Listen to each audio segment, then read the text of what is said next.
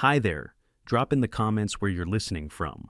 It's always amazing to see how many places around the world you're all joining from. I walked into my lake cottage in St. Joseph, Michigan on Friday, June 14th, and before I even dropped my weekend bag, I saw her, Valerie, my mother-in-law, dragging a tape measure across the guest room carpet while some contractor in a neon vest chalked a line on the baseboard like this was his job site. That room still smelled like cedar and mothballs. My grandfather Ray used to nap in there with the window cracked open to hear the lake. The cottage was his before it was mine. He left it to me 3 summers ago with a note that said, "Keep it in the family, but keep it yours." I've got the deed in a folder under the seat in my truck. I'd already called my attorney before I even got to the driveway. Valerie didn't stop measuring when I walked in. She just pointed at the closet and told the contractor, "This wall goes, and that closet becomes Don's equipment nook. Our king won't fit otherwise." She said, like it was already decided, like I didn't even own the place. The contractor glanced at me, and I cleared my throat. "Mind telling me what's going on here?" I asked. Valerie finally turned to me with that tight-lipped smile she wears when she's about to bulldoze someone. "Curtis, this is Louise from Harborline Builds. We're just planning a few modifications." She waved toward the kitchen and said my appliances were museum pieces and that my workshop out back would make a perfect office for Don's treadmill and desk. My workshop's where I tie flies, tune reels, and drink in peace. Luis looked confused. "Are you the owner?" he asked. "We'll need your signature to pull permits." Valerie stepped between us, like she'd done this dance before. "I'm handling everything," she said quickly. "Curtis is always busy with his little hobbies." I turned to Luis and said, "Can you give us a minute?" He nodded and stepped out like he already knew this was about to get ugly. I looked Valerie dead in the eye. "Explain, now." She gave me a bored look. "Megan already told me. We're moving in next month. It's healthier for Don, and it's a better use of family property." She flipped open a thick binder filled with floor plans, paint chips, and some vision board garbage labeled Lake Slate Dream. She wanted luxury vinyl over the oak boards my grandfather laid himself in 1971. She was going to gut it like a DIY show. I cut her off. "Who told you this was your place to redesign?" She blinked. "Megan did. You barely use it, Curtis." My hands shook, just a bit. I kept my voice steady. "This isn't a family timeshare. It's mine. I'm calling Megan right now." I stepped onto the back deck, where my grandfather used to sit with a glass of rye, and point at the weather rolling in from the water. I pulled out my phone and hit her contact. She picked up on the second ring. I didn't waste time. "I'm standing in the cottage," I said, "watching your mother measure walls for demolition like she's flipping a house. She's got a binder, a contractor, and plans to gut the guest room and turn my workshop into Don's cardio palace." Megan didn't say anything at first, just a tight breath then. "Mom's just excited. They need a place near the water, and you're always saying we don't use the cottage enough." I walked toward the porch rail and leaned both hands on it, staring at the lake. "I said we don't use it. That means us, Megan. Not that your parents should move in and start tearing up the floors." "They're struggling," she said, quieter. "Dad's knees are shot, his blood pressure's through the roof, and their mortgage is choking them. This gives them somewhere stable to stay. They've got a house. Not for much longer," she said. "They're not going to make it past the end of summer without help. You know that." I rubbed my jaw, trying to keep my voice from rising. "Did you tell them they could live here?" She paused. "I said it wouldn't be a problem, because you're reasonable." Reasonable? Like that meant I'd just roll over and let them claim the one thing I actually own. "Luis, the contractor, asked who owns the property. Your mom told him she was handling everything." She waved off my signature like it didn't matter. Megan didn't answer right away. When she did, her tone sharpened. "You made her feel unwelcome." She walked in with floor plans and a start date. I'm not making her feel anything. She came in acting like she already owned the place. There was a silence, but not a passive one, more like she was deciding what she was willing to risk. "We'll talk when I get home," she finally said. "I've got a staff meeting at 4. I'll be back around 6. "I'll be home by 7, I said. "And Megan?" "What?" "Pick a side." I ended the call and stared at the screen for a second before slipping the phone into my pocket. My heart was hammering, but I wasn't panicking. Not yet. Inside, Valerie was at it again. She had her binder open to some sketch of a half wall and was pointing to where Dawn's office area would begin. Luis looked like he wanted to melt through the floor. I walked in and said, "Hey Luis, mind if I get your card?" He pulled one from his chest pocket and handed it to me. I flipped it once between my fingers, then looked him in the eye. "No work is authorized here. No demo, no permits, nothing without my signature. I'm the owner." He nodded. "Understood. I'll wait for confirmation before anything's scheduled." Valerie's voice went sharp. "You're being selfish, Curtis." I didn't look at her. I looked at the card. Then I looked at the room, my room, where my grandfather used to oil his reels and listen to Tigers games on that old Zenith radio. I thought about the letter Ray left with the deed, about how he trusted me to stand firm. I took a deep breath and slid Luis's card into my wallet. "Thanks, Luis," I said. "We're done here." He packed up fast and walked out without another word. Valerie stayed frozen by the kitchen counter, binder still in her hands. I grabbed my keys off the hook and headed for the door. I wasn't going to stand there and argue while she pretended I was the problem. I had one more stop to make. My attorney was expecting my call before 5. I had my keys in my hand, and the front door cracked open when I heard Valerie's binder slap the counter like she was calling a meeting back to order. I stopped and looked over my shoulder, and there she was, planted in my kitchen like she'd never even considered leaving. Luis was still outside by his truck, not gone yet, just moving slow like he didn't want to take a side. "Since you want to play landlord," Valerie said, "let's get this straight right now." I turned back into the house and shut the door with more force than I meant to, then walked straight to the entry table where I'd dropped my bag. My throat felt tight, and my hands still had that little tremor in them. But I was done letting her talk like I was a guest in my own place. "Yeah," I said. "Let's get it straight." I went out to my truck, popped the door, and grabbed the folder from under the seat like it was a weapon I'd been trying not to use. When I came back in, Valerie had her paint swatches spread across the kitchen table in this neat little parade, like color samples could turn a lie into reality. I didn't ask permission. I slid the folder onto the table and pulled the deed out, then laid it flat right on top of her Lake Slate dreams. "Luis," I called through the screen door, "come in for a second." He stepped back inside, careful and professional, eyes flicking between me and Valerie. He leaned over the table and read the deed, slow enough that I could see his lips moving around the name. "Curtis Wade Hale," he said, then looked up and nodded once. "Without your signature, sir, there's no demo and there's no permit." Valerie's smile didn't just fade. It collapsed. "He's being difficult," she snapped, lifting her chin like that could rewrite county records. "Family is the same as co-owners in situations like this." I held her stare. "That's not how property law works, Valerie, and you know it." Luis cleared his throat, already backing away from the table. "I'm sorry for the confusion," he said. "I'm going to step outside and make a couple calls on my end." The moment the door shut behind him, Valerie turned on me like I'd shoved her. "You humiliated me," she said, voice tight and angry, "in front of a professional." I didn't lower my voice to soothe her. I didn't owe her that. "You humiliated yourself when you walked into a place you don't own and called it home. That's what happens when the facts are in the open." Her eyes flashed. "We could lose our home if you don't cooperate." I felt that tug for half a second, the guilt hook she always threw, but I yanked myself off it. "Your retirement plan isn't my emergency." She pressed her palm to the binder like she needed something solid to hold on to.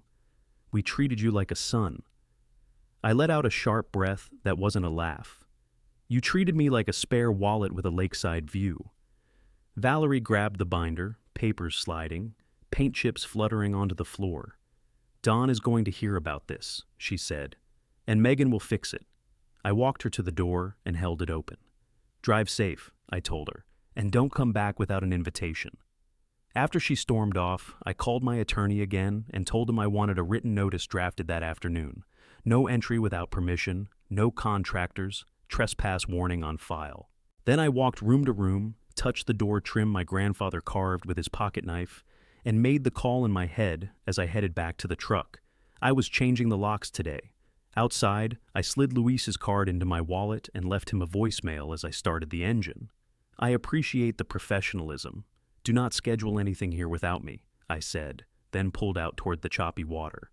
Megan was pacing the living room when I walked in just after 7. I still had sawdust on my sleeves and lake smell on my jacket, and her eyes went straight to both.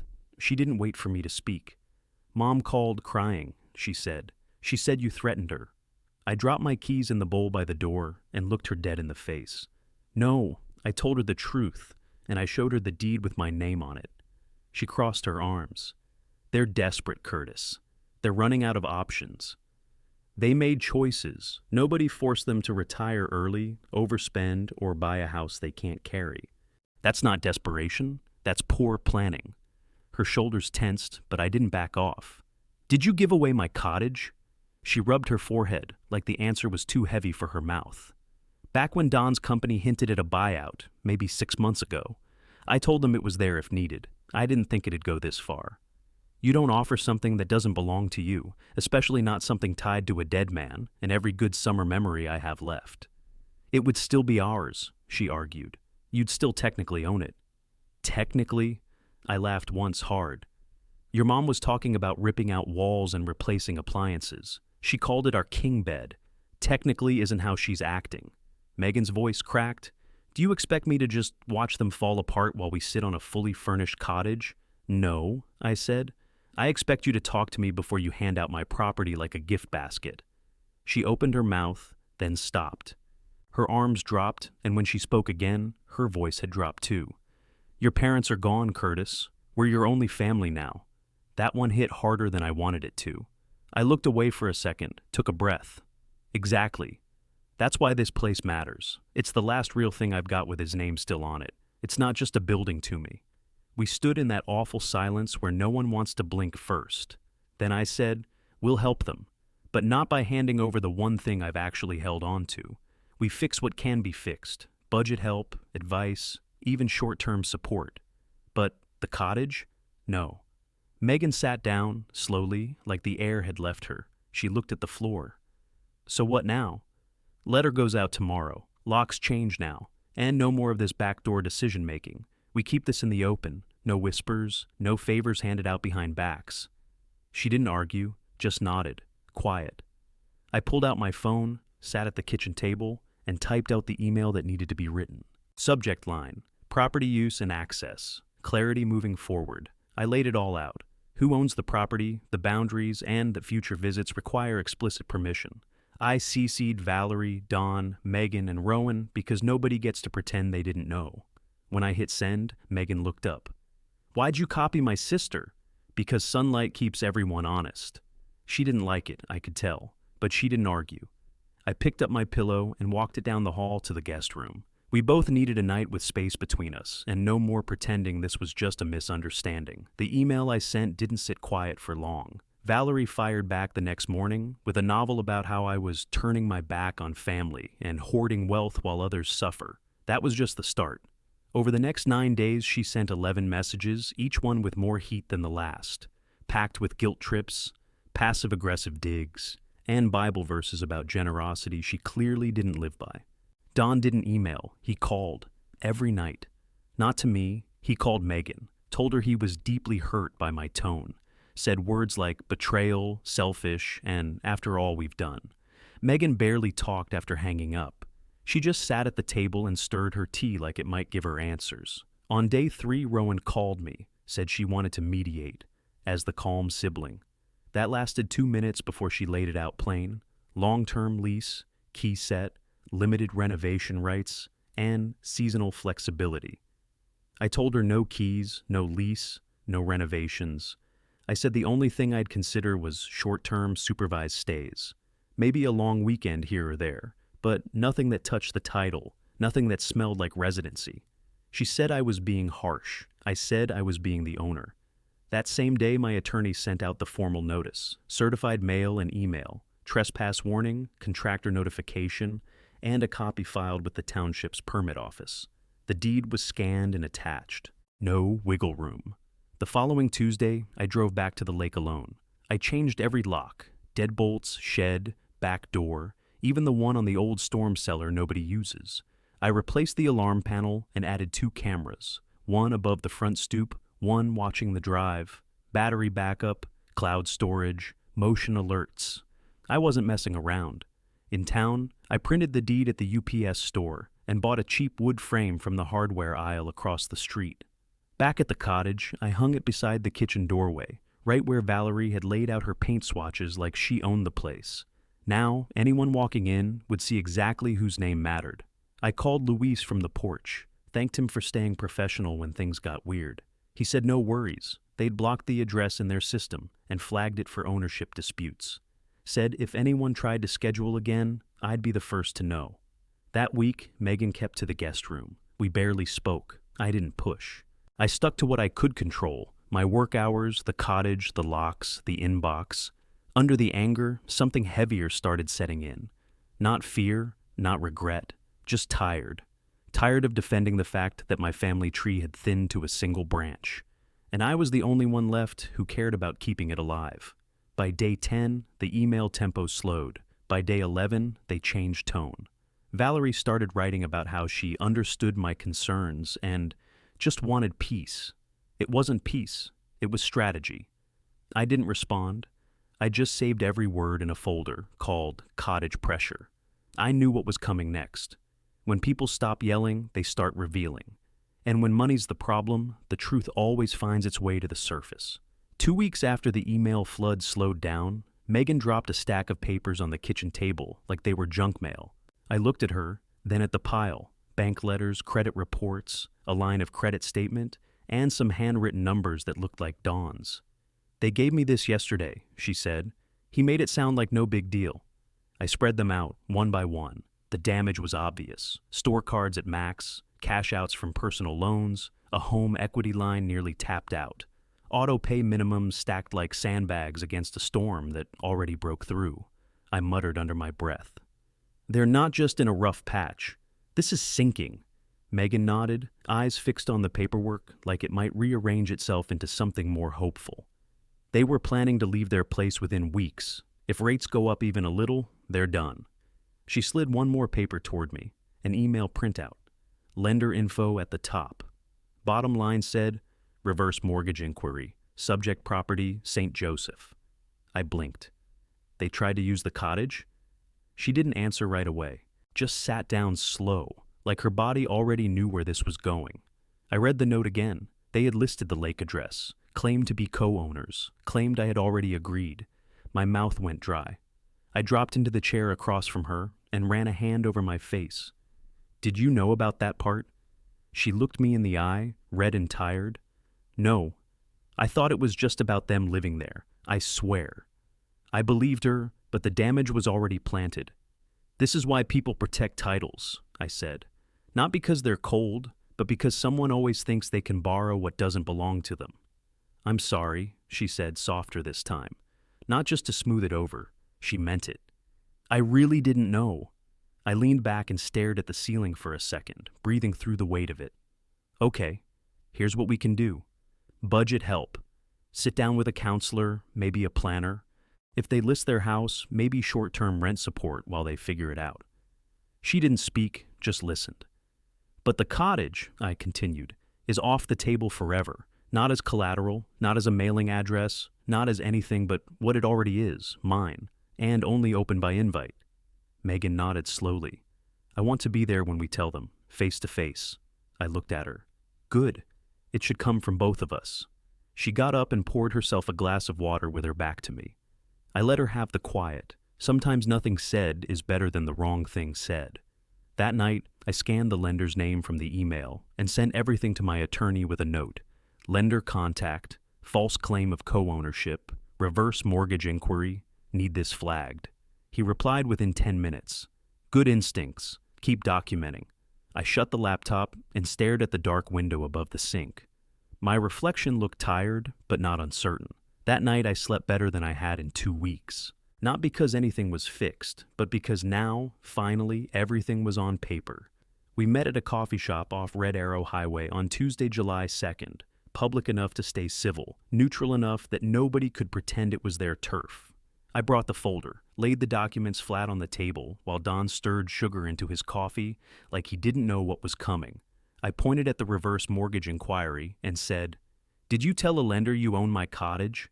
He glanced at Valerie first, then looked down at his cup. I was confused about the paperwork. I didn't let that pass. Nobody's that confused. That deed has one name, and it's mine. He didn't argue, just nodded once, like a man who knew the game had shifted and he didn't hold the ball anymore. Megan stepped in before Valerie could speak. "We're willing to help with the move. We'll sit down with a budget planner, help with rent during the transition. But the cottage is off limits. It's not your home. It's not your collateral." Valerie narrowed her eyes at Megan, then at me. "So, you're really choosing that shack over your family?" I leaned forward. "That shack is my grandfather's house, and I'm choosing honesty over a lie that could drag all of us into deeper water." Don shook his head like we were being unreasonable. "What exactly do you expect us to do?" "Sell the house," I said.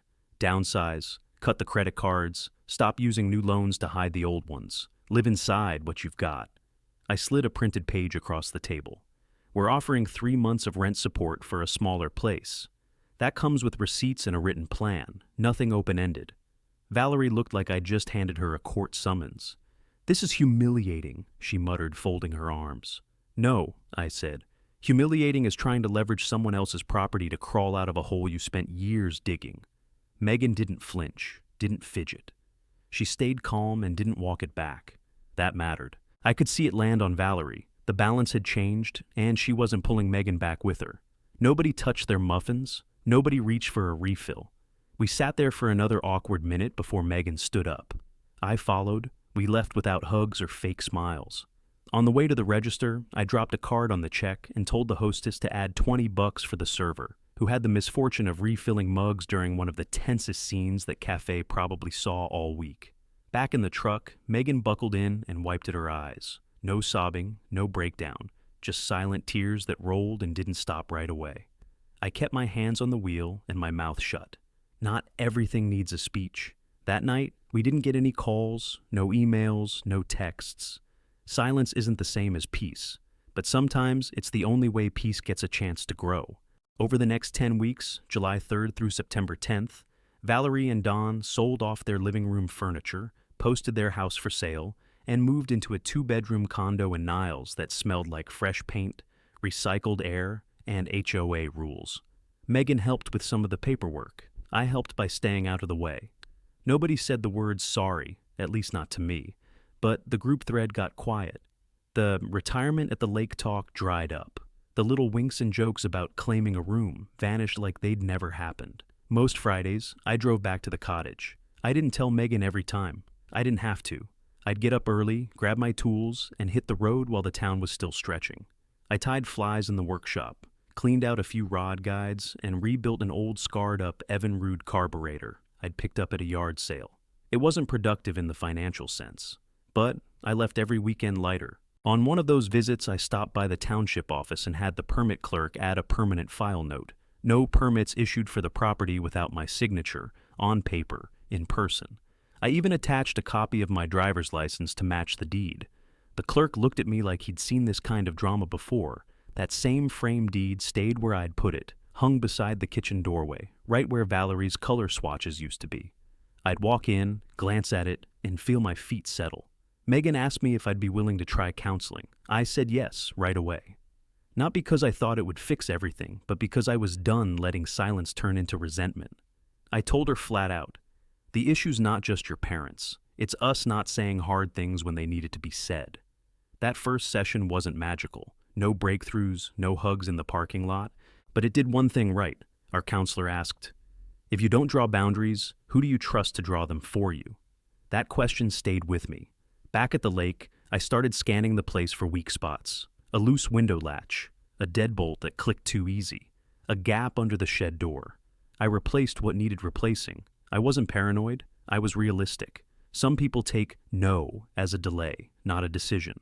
Before I left that Sunday, I sent one last message to Luis. If anyone puts my address in your job queue, call me first. Always. His reply came fast. On it. Around that same time, Megan moved out of the guest room. We didn't make a thing of it. No speeches, no promises, just a quiet return to the same bed, a few small laughs at night, and less walking on eggshells. We weren't fixed, but we were honest. And I'd take honest over smooth any day. Sometime in early September, Valerie texted me. One line. We're settled. I replied with a thumbs up and nothing else. Boundaries didn't need frosting. They just needed to hold. By mid-month, Fall started sliding in over the lake, gray skies, slow mornings, and wind that didn't care who owned what. It was finally quiet, and this time, it felt earned. 7 months after the first blow-up, on January 14th, Megan asked if her parents could visit the cottage for a weekend. Just to sit by the water, she said. Reset, nothing more. I didn't say no, I said yes, with a printed sheet of conditions, no keys, no overnights without us, no boxes, no talk about upgrades, and we take separate cars. Megan read it, nodded, and sent it in a group text with Valerie, Dawn, and me all on it. That part mattered, no side channels this time. When they pulled up that Saturday, I already had the grill cleaned and steaks marinating in the cooler. Nothing fancy, just food, fire, and the lake. I didn't want this to feel like a summit. I wanted it to feel like a visit, and stay a visit. I gave them the same walkthrough I give anybody who's never been. Porch, kitchen, where the life jackets hang. I kept the workshop door shut, didn't invite questions. Valerie ran her fingers along the edge of the frame deed like it might burn her. Dawn stared at the floorboards and asked if the smallmouth were still biting this late in the winter. They slow down, I said, but they're still out there if you know where to look. We kept it light through dinner. Burgers, a salad, beer from the local place in Bridgman. Megan carried most of the conversation. I watched and listened, just enough to hold my ground without turning it into a second trial. After dark, I got a fire going in the ring out back. We all sat around it, no speeches, no games, no asks. The sound of the lake lapping the rocks was enough to fill the gaps. Valerie wrapped herself tighter in her coat and didn't say much. Don stared into the flames like he wished they gave answers. Sunday morning, I poured coffee, kept the tone friendly, but made it clear we were on a schedule. Around 10:30, Valerie looked at me and asked, "Do you think you'll ever reconsider?" I didn't pretend to misunderstand. "No," I said, "but you're welcome to ask to visit." She didn't push. Maybe it sunk in. Maybe she just didn't have the strength to spin it anymore. Either way, I didn't need her to like it. I just needed her to hear it. The four of us cleaned up, packed the cooler, and walked out together. Megan and I drove home in separate silence. Not cold, just settled. Like something had finally reset the way it was supposed to. Back in Kalamazoo, I took the printed conditions, slid them into a folder, and labeled it with a Sharpie, Visits. I left it in the drawer with the deed copy and the camera login sheet. Paper has a way of keeping people honest. The next weekend, I drove up alone, fixed a sticky latch on the back window, and turned on the Zenith. Caught a Tigers game mid-inning, static humming under the announcer's voice. That was enough. I'm 33, and I'm not trying to prove anything to anyone. I just wanted to hold on to the one place that still smells like my grandfather's pipe tobacco, and the lake wind that rolled in every afternoon. The floorboards creak in the same spots they did when I was 9, and the porch still groans when you shift your weight wrong near the edge. What happened didn't start with a fight. It started with a tape measure and a binder. But it was never about walls or paint colors or appliance upgrades. It was about people deciding my boundaries didn't count if their version of the story sounded generous enough. I've made peace with looking like the bad guy in some of their retellings. That comes with the job when you draw a line. You get called cold, selfish, difficult. But I didn't raise my voice. I didn't call names. I didn't cave. The deed isn't a label, it's a fact. I didn't lock them out forever. I didn't burn the bridge. I offered help that didn't cost the thing I couldn't replace. Rent support with an end date. A talk with a financial counselor. A move plan with numbers and deadlines. They took enough of it to stay on their feet, and that's better than pretending there was no fall in the first place. Megan and I went to counseling. We still go. Not every week, but when we need to. We learned that loving the same people doesn't mean agreeing on what help looks like. We learned that the word family isn't a magic wand that deletes ownership, or logic, or memory. If anything, it makes lines more important. I changed the locks, I added cameras, I filed the permit restriction with the township and backed it with ID. That's not fear, that's responsibility. My grandfather handed me the key, not a committee. He trusted me to protect what he built. The frame deed is still there, right beside the kitchen doorway. It's not just decoration, it's a reminder. It ends conversations before they start. Some people need visual proof. If you're a man reading this and you've got something that matters, a plot of land, a family business, a little shop you built with your hands, understand this. It will get tested, and not always by enemies. Sometimes it's the people who love you, but love themselves just a little more in that moment. Decide where the line is, then write it down. My response wasn't explosive, it was slow, clear, and boring. A clean record of every step. A conversation held with facts. A visit where no one touched a wall or asked to move furniture. They asked to come back in late August, the following year. I said yes, same rules as before. No keys, no promises. Just a chair by the water, a plate of grilled food, and a sunset like everybody else. And for once, that was enough. One last thing. Can I ask you straight up? Where's your non-negotiable line with family, and would you hold it when they push? If you've got hype, tap it to boost this video so more people see it. Please subscribe and like, it truly helps. Drop a comment, even good story, or share your take.